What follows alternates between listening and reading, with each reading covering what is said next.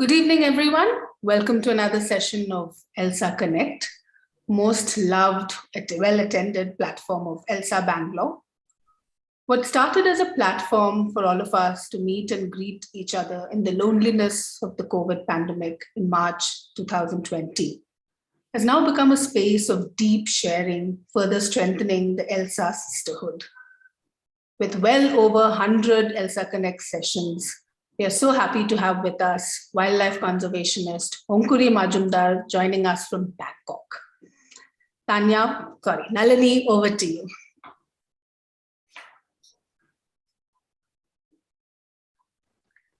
It's me, Sandhya.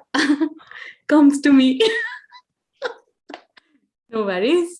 So a very good evening, everybody. And we are very, very happy to have with us Onkuri today. Onkuri passed out from LSR in 2000 with stats honors. And as Sandhya already mentioned, she is a wildlife conservationist who's joining us from Bangkok today.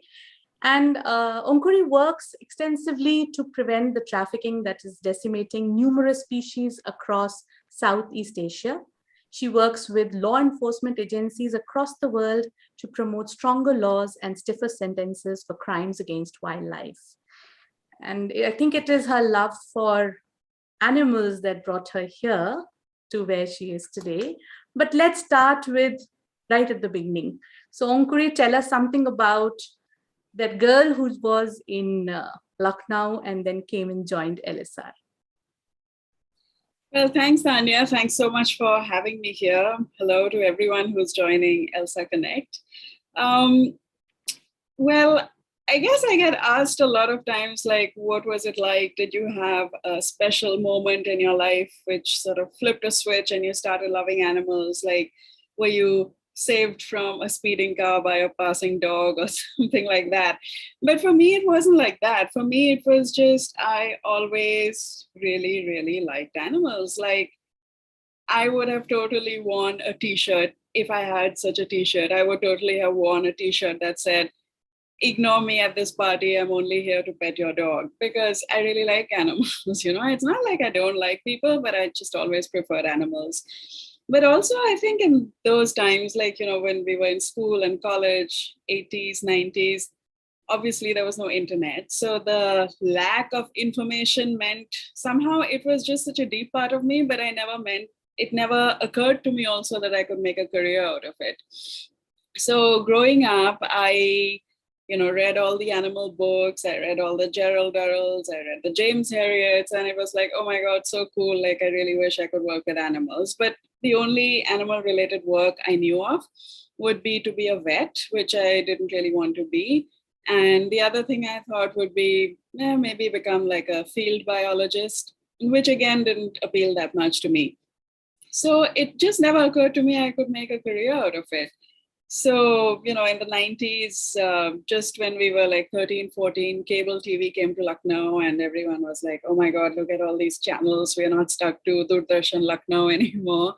And of course, there was Nat Geo, there was Discovery, Animal Planet, all these things. So of course, I used to devour all the videos. And every birthday, I got some animal related book or encyclopedia as a gift. But despite all that, it just never occurred to me to make a career out of it. I always said, okay, that'll be a very beloved hobby or interest or fascination for the rest of my life. But what work can I do with animals if I don't want to be a vet? And then, you know how it is again in those days, if you want to keep your options open, you have to do science because you can't get anywhere with doing arts, that kind of conversation that you have with everyone you listen to at that age. So I really wanted to get into LSR, and stats happened to be the only science subject offered by LSR at that point. So that's how I ended up in stats. And then after that, I was like, I have no desire to be a statistician or a mathematician. I really, really, really want to work with animals. So it was only after college that I really started looking to see, is it possible to have a career dealing with animals where you're not a vet or a field biologist? And, by then there was the internet also. So of course that made searching easier. So that's how my path sort of slowly in a very convoluted way started. from my love of animals to actually making it a career. Great. So did you directly start working with some agency or something that was working towards anti-trafficking laws, or did you gradually build into where you are today? I didn't, because again, I had no idea, right? When I looked up, you know how the internet was like in those days before Google came and sorted everything. It was just, you would get random hits from random websites, and most institutions also didn't have information up on any kind of web page. So the only ones I could find were, again, things like research oriented or to become a vet. So I thought, I still don't want to do any of this. So I looked and looked and looked, and finally I found this organization called ZOO. It was Zoo Outreach Organization. And I just wrote to them. I said, look, I really love animals. I don't know what to do, but can I volunteer for you? Can I do anything for you? So then the lady in charge of that organization, Sally Walker, she actually said, okay, if you're based in Lucknow, we have a sort of newsletter or magazine. Why don't you write an article about the Lucknow Zoo for it? So I went to the Lucknow Zoo, and when you take your first step towards something you always thought was impossible, it's like, oh my God, I'm going to make a complete fool of myself. Everyone's going to laugh at me. I'll be hounded out by the tigers and elephants and humans and everyone else. But I went and talked to the director. I was really surprised he even wanted to talk to me, but he did. And he said, sure, I'll take you on a personal tour myself. Come, let's go. So I was like, oh, okay, this is working. And I went on the tour of the Lucknow Zoo, which is, beautiful zoo. It was one of the first zoos in India that actually had open enclosures rather than putting all the animals in cages. And then I wrote that article. It was well received. And then I thought, okay, so maybe I can make a career path out of this. So then I looked up and I found the Wildlife Protection Society of India that's based in Delhi.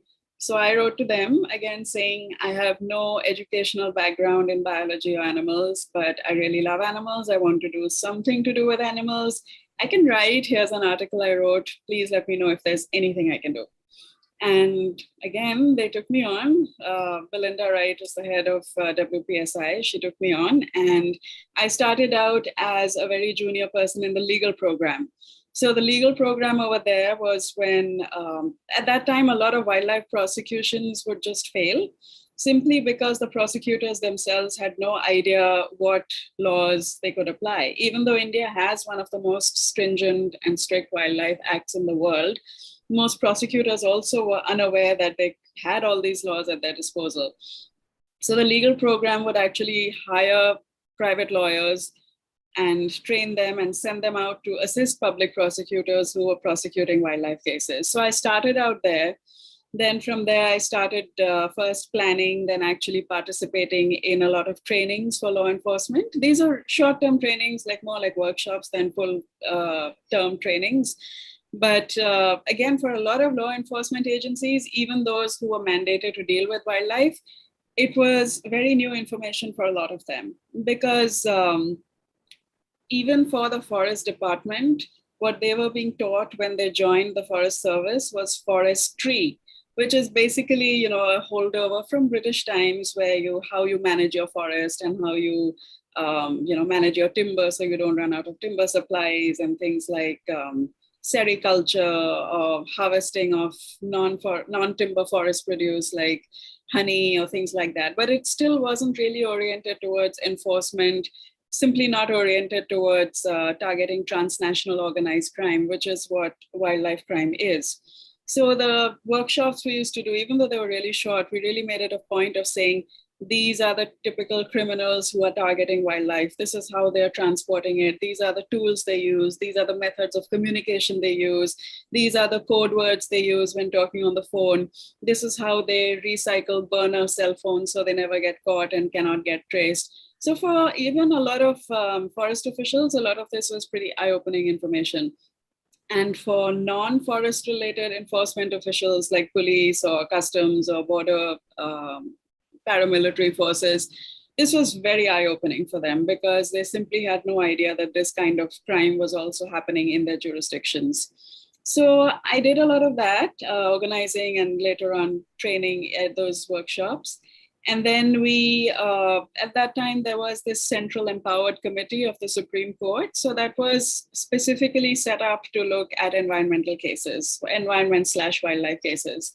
So we used to do a lot of PILs with them. So I used to draft a lot of those. So I think with all that, I got a really good insight into the mindset of law enforcement, which unless you're working in the government, it's quite different. Like most people, the only idea of law enforcement they have is from watching crime dramas on TV, which is nothing like real life, obviously. But it really helped me, and most people's reactions are also like, oh, these guys are all corrupt, they don't do anything. But what it really helped me was to see how to actually package information in an actionable way. Like, what can a police officer or forest officer actually act on? You can't just say someone is going to smuggle turtles on this flight. You have to give it in an actionable way. And then it also helped me to see how to, build a logical case and start mapping out these criminal networks and building and digesting and analyzing a lot of data, which we still do in order to convince policyholders, in order to convince journalists or even senior law enforcement people that this is a transnational organized crime. Because at that point, 90s, early 2000s, whenever a wildlife case would go to court, because every criminal case starts out at the very lowest magistrate's court, it typically doesn't go to the Supreme Court. And the magistrate's typical reaction to the forest officers would be like, "Arey, ye kya kutta billi ka case laaye ho?" So with the data we used to provide them, they could show, no, this person who's doing this so-called kutta billi case has lakhs in their bank account. This is how they're transferring the money. This is who they're connected to. This is who they're supplying. So that way, we help keep that momentum going and help to get convictions, which was really important because the conviction rate, I think, still remains pretty low, not just in India, but across the world for wildlife crimes. So yeah, that was sort of the beginning of the trajectory, and it just kept moving more and more towards law enforcement support, anti-trafficking work, and I'm still on that path right now. Great. So typically now, what does a normal working day look for you? How does it pan out? Well, with COVID, it's pretty different because we were pretty much working from home. So we had to adapt a lot of the stuff we do to working online. I would still say there's no typical working day because, of course, there is, there's a lot of admin work related to fundraising. If you're working in the nonprofit sector, there's a lot of reporting. So all that does take up a lot of time. What I really love is when we actually go out in the field and we do these really comprehensive long-term trainings. My current organization, which is Freeland, and those involve like being out in the forest with the rangers or forest guards and waking up at 6 and the day goes on till 10 and you're out. We do like a couple of theory classes for maybe 2 or 3 hours in the morning, and the rest of it is out in the field. So you really get to see nature. And that kind of stuff is what I really love to do because I love interacting with the actual frontline people. And, it's nice to hear their praise and thanks from them for the kind of training we're providing them. But now because of COVID, that hasn't happened. So we're working a lot on a smartphone app we have right now. So there's a lot of back-end work for that. And, being in a NGO, you kind of have to learn to do everything. So someday you may be doing graphic design, someday you may be creating budgets, someday you may be out in the field, someday you may be training someone on how to use a covert camera, talking to the media. It's just, there is no typical day. So I'm sure you get access to a lot of these sanctuaries and places that are close to general public. Mm-hmm. So what has been your greatest experience in that area? And is there something that you can share with us in form of pictures or something like that? Yeah, so definitely, because when you're actually training the frontline staff, you do get taken to areas which are closed off to the regular public. Mm-hmm. And yes, thanks to that, I have got to have really wonderful close-up encounters with animals, which people generally wouldn't have because tourist vehicles, for safety reasons, aren't allowed to go beyond a certain point. But I've seen like tigress with cubs walk by our open vehicle like within couple of meters. I've been charged by rhinos. I've seen elephants. I've seen bears. I've seen tigers really up close several times, which is super cool. And also at night, when again, tourists are usually not allowed to go. And you can see because most predators are active, a lot of the big cat predators, I should say, they're active more in the evening when it's cooler, but that's when they're out patrolling their territories. So I've seen those things. And yeah, it really changes you. It's one thing to actually see something on TV and quite something to see that animal again in real life. So yeah, I can go into some pictures that I would like to show you guys. Just share my screen.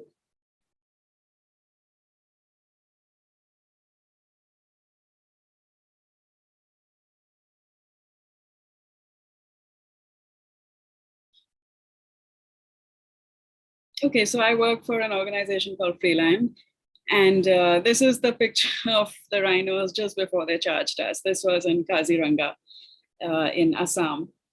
So, this, for the first time, it just struck me like how big a lot of these animals are. When you see these rhinos on TV, you just think, oh, they're probably like large cows. When you see them up close, the shoulder height is taller. I know I'm a very short person, but still the shoulder height is taller than me. And it's like, wow, they're massive. They're really, really massive. But also, despite being so massive, they're really vulnerable, which is why they get killed for their horns pretty often all over the world, not just in India, but Africa also. So this is when we were doing a tiger census in Ranthambore, and it was awesome. We got to sleep on the roof of this abandoned building. And we used to start early at the crack of dawn, because that's when the animals are out and about, collect our data, come back and sleep. And at night, because it was all open air, we could see, or we could hear actually a lot of deer and then the predators. And in the morning we would wake up and we'd find leopard footprints all around. It's just so awesome and yet peaceful at the same time. It's when you watch movies about wildlife, typically it'll be some man versus predator kind of thing, or oh my God, we should never interfere with nature or step into nature. But I think that's the wrong message. The more you step into nature, the more you see how peaceful and profound it is, even when it's carrying out its usual carnivore eating herbivore type of cycle. So this is very long ago. So I think 2005, this is where we were stationed when we were doing the tiger census. And then when you see an animal in the wild and then you start working on trafficking work and you see it in the form of skins or skeletons or just claws or whiskers, it really just strikes you what you've lost. These pictures are shocking enough anyways, but when you've actually seen the animal in the wild, it just strikes you like maybe that very particular individual animal I saw has ended up like this. It's quite disturbing. These are, I'm going to show you a couple of pictures. I'm sorry, they're a little bit disturbing, but this is reality. This is a seizure of pangolin scales. Pangolins are really small anteaters. They're scaly. And right now they're the most trafficked mammal on the whole world. Like entire populations have been wiped out from several countries because of the demand for their meat and scales. This is a seizure of live pangolins. So they were just being smuggled on airlines, and this is when that seizure was caught. This is a seizure of ivory. You can just imagine how many elephants have been killed for that, because, just count the number of tusks and divide by 2. And this is one consignment, one of many, many, many consignments all over the world.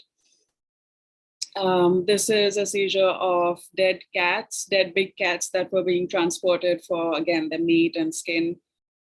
The tourist trade is quite big. So a lot of times in tourist hotspots, you'll see people with cobras or pythons or snakes, or in this case, a small primate called a slow loris. And they offer to tourists to pose and take pictures. And of course, the animals are highly traumatized. They've been stolen from the wild. They might have had their teeth knocked out, or they've been drugged. They're in a really bad shape. So again, if you're a tourist, please never, ever, ever take pictures with animals. And even if it looks like it's legal, like if you come to places where they have these tiger shows or snake shows, please do not give your money to these people. They have a lot of connections in the government. That is why they can continue with these legal looking things. But it involves a lot of trauma, a lot of abuse of the animals. And then, after something like that, you go into the wild again. This is a picture of hippo in Ethiopia. And for me, it's very refreshing to see animals in the wild again, because it sort of reminds me of why I do what I do. And the other great thing, which I find really, really cool, is again working with frontline staff. This was a bunch of young range officers. We were training, I think they were from 3 South Indian states. They were doing a tour of India. So this was in Kaziranga, but they had all come from, I think, Tamil Nadu, Karnataka, and Kerala. They had come to Assam in their tour of India.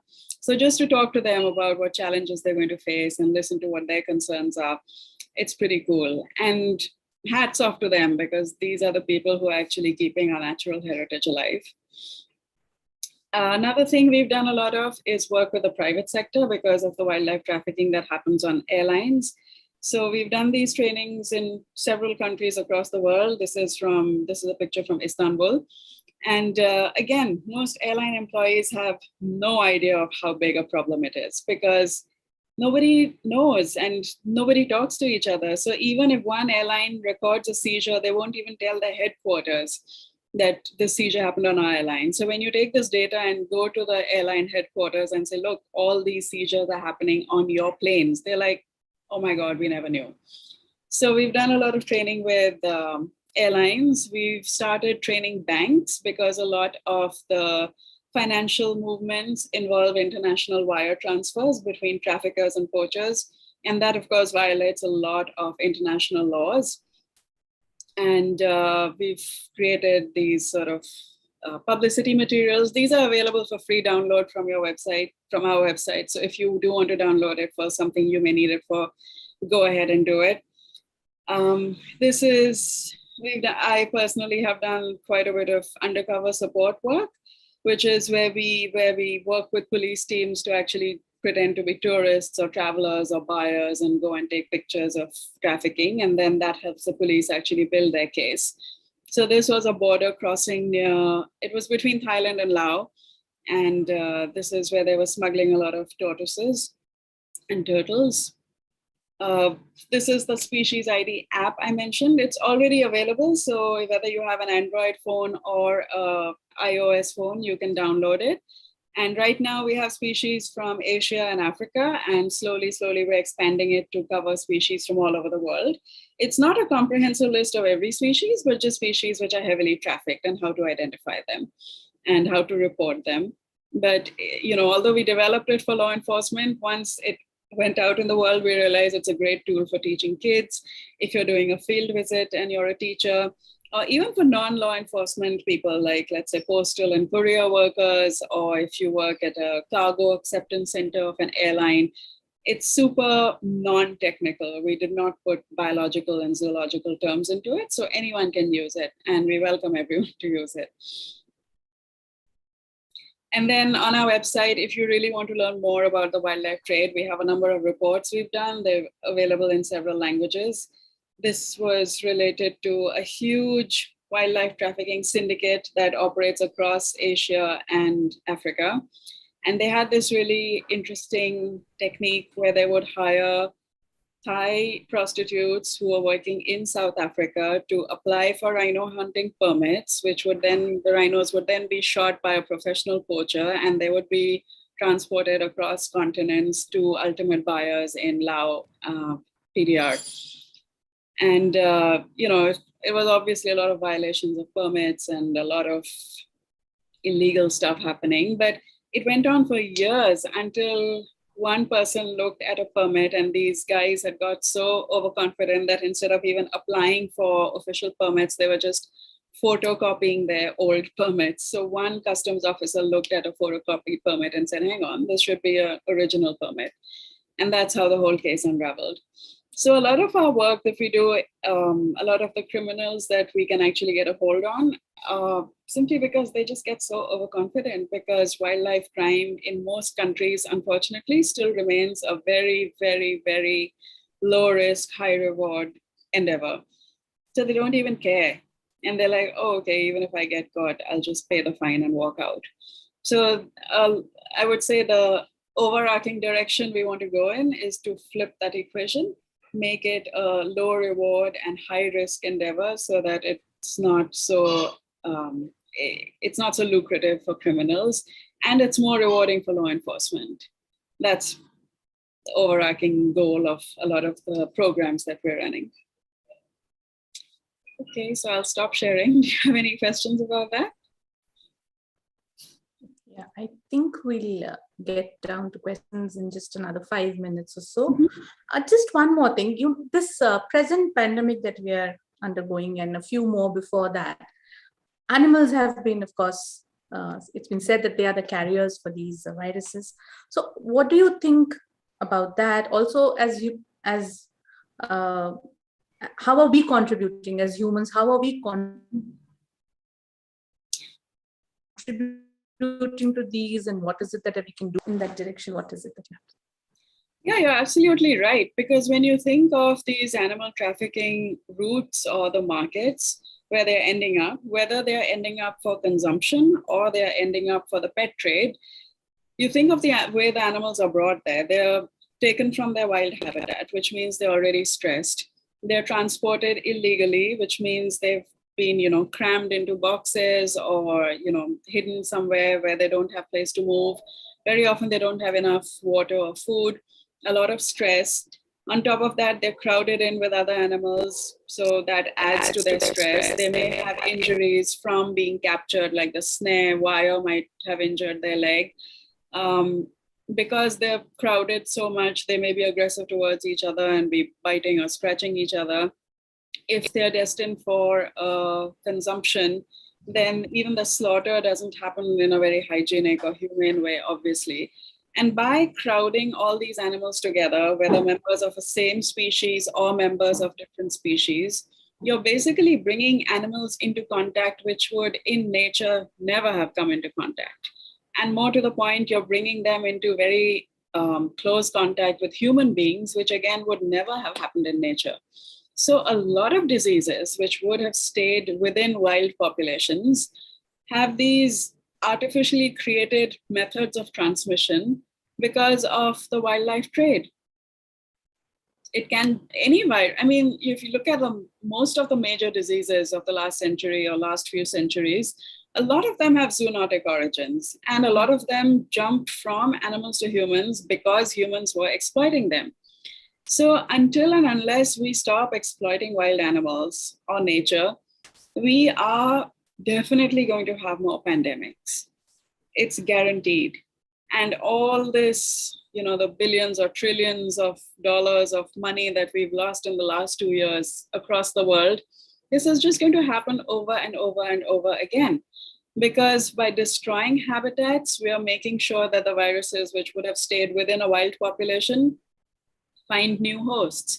And by bringing animals together in trade during trafficking or during sale or during consumption, or even if someone wants to keep a wild animal as a pet, we're just creating all these artificial vectors. And even if you are not a direct consumer, if you're traveling on a plane, if you're traveling in a boat, if you're a passenger just sitting in an airport and there's someone smuggling wildlife, you're basically sitting next to a ticking time bomb, the time bomb of the next zoonotic outbreak, the next pandemic. So it really is an issue that should concern all of us. And it's very easy to point fingers and say, oh, we're not a culture that eats wild animals, so make those countries fix their laws. But it's not like that. It's every time you try and, if you go to a wild animal show, if you go as a tourist to a country, to a market where wild animals are being sold, you, with your money, you are patronizing something that can cause devastation in your life. And what we can do as consumers, first of all, just educate yourself about wildlife laws. Even if you don't want to go all that way, remember, a lot of wildlife items are forbidden to be carried across international borders. Most people who sell you wildlife tourist trinkets, like things made of shells or horn or ivory or skins, They won't tell you that. Maybe that the trade is legal within their national borders, but the moment you cross an international border with it and return to India or wherever you live, you are violating international law and you can be prosecuted for that. And even if it does happen to be legal, just don't do it, because what happens is even the regulations for what is considered illegal to cross an international border with, those regulations are highly politicized. There's a big meeting every 3-4 years where countries decide these animals will not be allowed for international trade and these animals will be. But there's a lot of background wheeling and dealing going on. A lot of countries who want, let's say, ivory, they will pay off some poor African countries to vote in favor of selling ivory. So these decisions are highly politicized. So even if it is legal, it's just not done in the best interests of everyone at heart, let alone the animals themselves. So just don't consume wildlife, don't buy wildlife as pets. If you want to use animal products, make sure that they're sourced in a humane way and just be a decent human being. Yeah, absolutely. Thank you so much for that, Onkuri. I think we'll open the session for questions now. I first want to tell you, Neelu, who is a very, very big and very well-known animal lover in our group, she is unable to join us today in the Zoom room, but she sent a message on YouTube saying that she really appreciates all the information that you're sharing here. So thank you so much for that. And let's go to questions now. I think Shafige has a question. So, Shafige, are you here? Can you ask a question, please?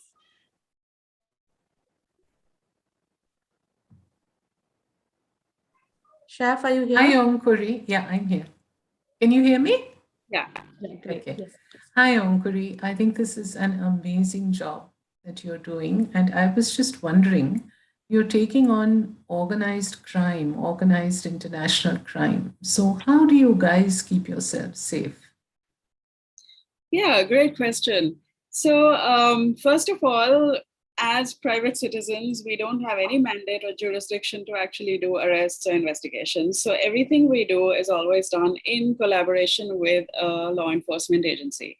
So it's not like you see on TV where you have, these cowboy saviors going and saving animals. It doesn't happen like that. We're working with law enforcement agencies and they may deputize us or they may have an MOU with us saying that we are allowed to do ABC in order to help the investigation. So when we are doing undercover work, there's always backup. We always practice comms. So just to make sure that, nothing really does go wrong. And the other thing is, like criminals, frankly, are very overconfident and stupid. The amount of information they put out about themselves, open source, that we don't even have to dig too hard to find, it's almost incredible. But they've been getting away with it for so long. They put out a lot of information. And with a lot of things nowadays, because there is so much information, open source, we call it OSINT, like open source intelligence. What happens is there's such an overwhelming amount of data, most people can't find what they want. So then we have to use these special open source intelligence analysis packages, software packages, which actually combs through all the data available on the net and analyzes it and sort of visualizes it so we can really focus on how the syndicate works. And apart from that, of course, there's basic safety procedures, like you never go off somewhere alone. You always make sure you have a backup who knows where you're going. You always make sure that you've tested and have at least 2 channels of communication, that kind of stuff. Thank you.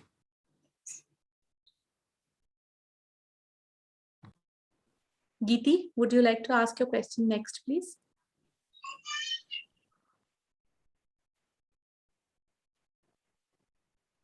Is Geeti here in the room?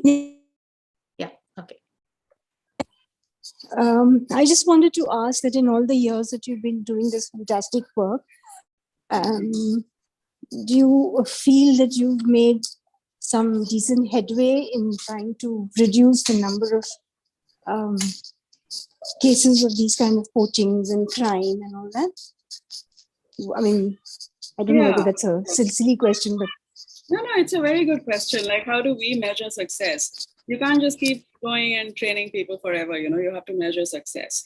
So I think I can answer it more easily by comparing it to other crimes. Like, let's say you take something like murder. Like, pretty much every civilization has said murder is bad. That doesn't mean murder has ended, but how would you measure that your laws are working? You would measure it by thinking, do I live in a place where there is a high chance if I just am outside withdrawing money from an ATM, will I get murdered or not? And if I do get killed, will there be a just investigation and due process of law or not? So can we 100% eliminate wildlife crime or trafficking or poaching? No. But what we're looking for is signs of where we have made a difference. So I think the biggest difference we have seen quite a lot of difference, in how the media treats wildlife cases. This is not so true of India, but in other parts of the world, the media, even 10 or 15 years ago, just would not take wildlife cases seriously. Like, they would almost mock the law enforcement agency, but now they do take it seriously. The other thing is we're looking at other convening powers for transnational organized crimes. So 10 or 15 years ago, we would actually have to go to transnational organized crime meetings and try and make a case and say, oh, wildlife crime is also important. Please consider it an organized crime. And they'd be like, yeah, okay, whatever. Now we don't even have to make a case. They want to do it themselves. We're looking at laws. A lot of countries actually have made stiffer laws, stronger penalties. And more and more what we want to see, and we are seeing, is a lot of non-traditional enforcement agencies get involved. Because wherever there's a wildlife crime, there's pretty often, I would say almost always, another crime. Like, if you're selling wildlife on the internet, that would be a violation of cyber laws. If you're killing the animal with an unregistered gun, that's a violation of your arms and firearms laws. Lots of things like that. So those other laws cannot be prosecuted by forest departments or wildlife departments, but the police or other special agencies can. So the more we see the involvement of other non-wildlife agencies, the more we know the prosecution case is stronger. And we are seeing this. Particularly important to us is seeing that anti-money laundering organizations and revenue intelligence officers are getting involved, which is great, because when you seize the assets of the trafficking syndicates, that's where you hit them where it hurts the most. They're in it because they make the money. Seize their money, seize the land, the vehicles, the apartments, the gold they've bought with the money, and that really cripples the syndicates. So yes, we are seeing those changes. Yeah. Archana? Archana, would you like to ask your question next, please? Okay, yeah, I think she's partly already answered in the previous one. I was basically asking that in India, if there is a lot of people involved in the wildlife trafficking, if they have a clout or they have connections with some authorities, at times it's easy for them to just break the law and get away with it. Does it happen at your end too? It happens everywhere in the world, and that is why we encourage multi-agency prosecutions, because you can bribe one officer, one inspector, one person who's stationed somewhere. But if you have to bribe everyone over there, first of all, it may not be possible. Secondly, it becomes cost prohibitive. And that's something we've actually heard from police informants that we've talked to, that earlier I could just bribe this one officer at the airport and the consignment would go through. But ever since all these agencies started working together, I have to bribe all of them and they can't even guarantee it'll go through. So that's why we're always pushing for multi-agency joint arrests or investigations or prosecutions, because it just makes that corruption and governance issue much easier to resolve. Great. Thank you. Thanks. So that means that it's more effective. The laws become more effective out there because the enforcement eventually happens, since there are so many agencies involved in the whole process, right? Yeah, actually, India is pretty strong. I would say Indian wildlife laws are among the strongest. And the great thing about India is you never have to really go and make a case as to why this is important. People already understand and accept it's important nowadays. And that's not true in many parts of the world. So I think especially for me, because I worked in India for several years, then I moved to Southeast Asia, it was quite a shock for me that these agencies are mandated to look into wildlife crime. Why do we have to go and convince them? But it was like that. Whereas you see in India and Nepal, the basic cultural understanding that animals have a right to live and right to exist just because, and not because they have to prove themselves as useful to humans, that cultural understanding is still quite pervasive and pretty unique compared to the rest of the world where it isn't. So I think India has had some extremely good, extremely strong wildlife prosecutions. The Wildlife Crime Control Bureau, that's a nodal agency based in Delhi, they're doing excellent work. I would hold India up as an example actually of how stuff can work. But with India, like every state is almost like a tiny little country in how it operates. So some states are very good, others are not so good. Okay, great. Thank you for Thanks that. a lot. Thanks a lot. So here I would take a small little break and invite Nalini to announce the next session, and then we'll get back to you, Onkuri. I have a question for you. Sure. Nalini, please. Thank you, Tanya, and thank you, Onkuri. That was such a fascinating session. So to announce the next session on the 11th of December, we have Aparna Das with us. Now, Aparna is a busy person. There's work, there's family, and everything, that makes her day seem too short. But once in a while, she takes a break, she packs her bags, she catches a flight, and she goes off to explore somewhere she's never been before. So join us on the 11th of December to find out what motivates her and why this is such an important part of her life. Over to you, Tanya. Thank you, Nalini. Hope to see all of you there on 11th. And now for my question, Onkuri, I want to know, we've been to Bangkok quite a few times, and there's these very well publicized places in Bangkok, like the tiger farm where you can go, and there are these places where they have those alligators and elephants performing and birds performing, and these are all very, very well advertised. You can see them on TripAdvisor, you can see them everywhere.